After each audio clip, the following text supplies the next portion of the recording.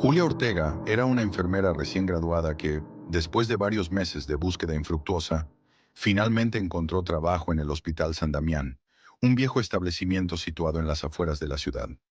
La estructura, aunque aún operativa en algunas secciones, conservaba un aire sombrío.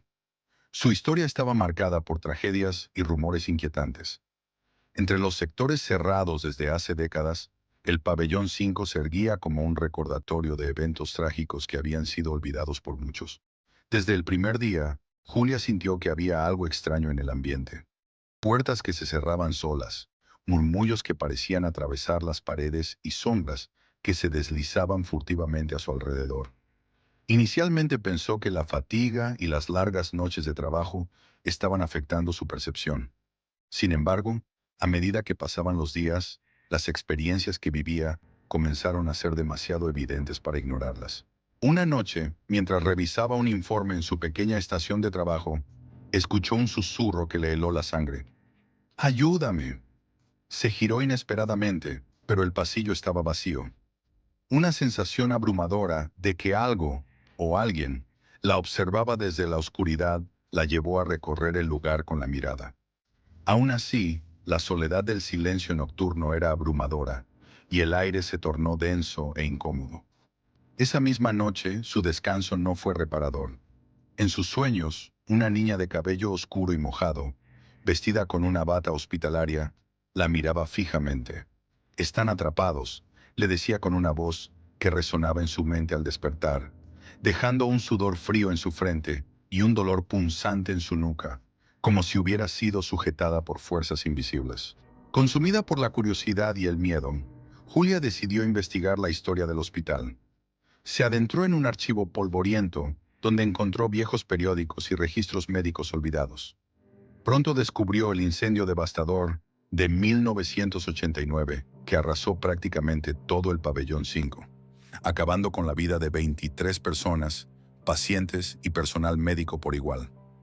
Muchos de los cuerpos nunca fueron recuperados, y las historias de lo ocurrido eran más espeluznantes de lo que había imaginado. Entre los documentos, encontró notas de la doctora Celeste Rivas, quien, antes del incendio, había alertado de comportamientos violentos en varios pacientes. Rivas informaba de que hablaban en lenguas antiguas y que una figura encapuchada se manifiesta en los oscuros pasillos. A medida que leía, el corazón de Julia latía con más fuerza. ¿Qué había sucedido realmente en aquel lugar? La noche siguiente, mientras realizaba rondas, escuchó pasos que provenían de la escalera que conducía al pabellón 5. Este sector estaba clausurado, con una puerta blindada y candados oxidados. No obstante, los pasos eran audibles, reales. Armándose de valor, tomó una linterna y descendió. La puerta que debía estar cerrada estaba entreabierta. Al entrar, el hedor de putrefacción y humedad la golpeó. El aire se volvió pesado, casi irrespirable, y las paredes estaban marcadas con garras, como si alguien hubiera intentado escapar. Una de las inscripciones que pudo leer decía: «No entres». Sin saber por qué, decidió seguir adelante. Julia llegó a lo que una vez fue una sala de tratamiento. En el centro encontró una camilla oxidada con correas desgastadas. El horror de la escena la abrumaba. El silencio era absoluto, hasta que un grito desgarrador resonó a su alrededor, un alarido que parecía provenir de todos los rincones de aquel lugar. Aterrorizada comenzó a correr, pero las puertas que antes estaban cerradas se abrían a su paso, como si trataran de atraparla. De repente, una figura emergió de la penumbra. Era alta y llevaba una antigua máscara médica con un pico. En su mano sostenía lo que parecía un instrumento de tortura. Sin pensarlo, Julia salió corriendo, subiendo las escaleras, aterrorizada. Al llegar al pasillo principal, la puerta que había cruzado estaba cerrada de nuevo, como si nunca hubiera bajado. Los días siguientes transcurrieron en una espiral de locura.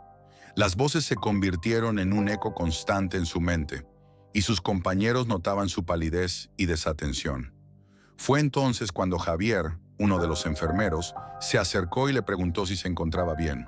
Se armó de valor y le narró lo sucedido. Al oír el nombre de la doctora Rivas, los ojos de Javier se abrieron con asombro. Su abuelo había trabajado en San Damián en la década de los 80 y le había contado historias sobre el demonio del pabellón. y cómo los pacientes no estaban locos, sino poseídos por fuerzas oscuras. La doctora Rivas intentó liberarlos usando ritos antiguos, pero el fracaso la llevó a la locura. Juntos decidieron que debían volver al pabellón 5 una vez más. Aquella noche, equipados con cámaras, linternas y grabadoras, se adentraron en el lugar. El ambiente era aún más opresivo que antes, y Julia sentía que el aire le faltaba. 3 pasos adentro y ya casi vomita. Empezaron a explorar cada rincón. Todo estaba como la última vez, pero el miedo se cernía sobre ellos. Finalmente, llegaron a la oficina de la doctora Rivas. Buscaron en los papeles y, entre garabatos y documentos, hallaron un diario. En las páginas finales, la doctora relataba la historia de un paciente llamado Tomás Aguirre. Describía cómo sospechaba que Tomás no era humano, que había presenciado cómo cambiaba de rostro, caminaba por el techo y hablaba en un lenguaje que le hacía sangrar los oídos. Sus últimas líneas decían: «Esta noche haré el sello. Si fallo, que nadie entre jamás». De repente todas las luces se apagaron de golpe. La grabadora chilló en un alarido y la puerta se cerró de forma violenta tras ellos. Quedaron atrapados, gritando y golpeando la puerta en busca de ayuda. Fue entonces cuando escucharon los pasos. Eran muchos, como si una multitud se acercara. Javier, temblando, se asomó por una rendija. Su rostro palideció y gritó. Julia apenas tuvo tiempo de ver lo que sucedía. Una multitud de figuras sin rostro, envueltas en batas médicas ensangrentadas, se aproximaban, sus movimientos organizados y mórbidos. Una de las figuras se giró hacia ellos, y aunque no tenía ojos, el terror que sentía Julia era palpable. Con un último esfuerzo, lograron romper la puerta y salir corriendo escaleras arriba. Pero Julia sintió una mano helada agarrar su tobillo. Cayó y Javier, en un acto de valentía, la ayudó a levantarse justo antes de que una voz gutural resonara a través del pasillo. «Ya eres nuestra». Ambos escaparon apenas con vida. Mientras se recuperaban, la grabación en sus manos se había distorsionado, pero en medio del ruido ensordecedor, escucharon una voz que no pertenecía a ningún ser humano, repitiendo ominosamente: «Sangre por sangre, carne por carne». Denunciaron su experiencia a sus superiores, pero nadie les creyó, considerándolos enfermos de nervios. Sin embargo, días después, Javier desapareció. Su cuerpo fue hallado en una sala cerrada del pabellón 5, con símbolos desconocidos tallados en su pecho, como una marca de posesión. La noticia conmocionó al hospital, pero la verdad permaneció oculta. Julia fue internada en una clínica psiquiátrica tras sufrir un colapso nervioso, sumida en la locura por los sucesos aterradores que había presenciado. Desde entonces, nunca volvió a hablar sobre lo que sucedió. Sus ojos reflejaban ese terror, pero guardando un oscuro secreto. Hoy el Hospital San Damián sigue operando, ignorado por la gente que acude a él. Sin embargo, si alguna vez te atreves a acercarte al ala norte, encontrarás una puerta de metal, siempre cerrada con cerrojos y cadenas. Si te acercas lo suficiente, podrás escuchar los susurros y los gritos apagados que emanan del más allá. Y entre el eco de sus lamentos, podrás captar la frase recurrente que atraviesa las sombras: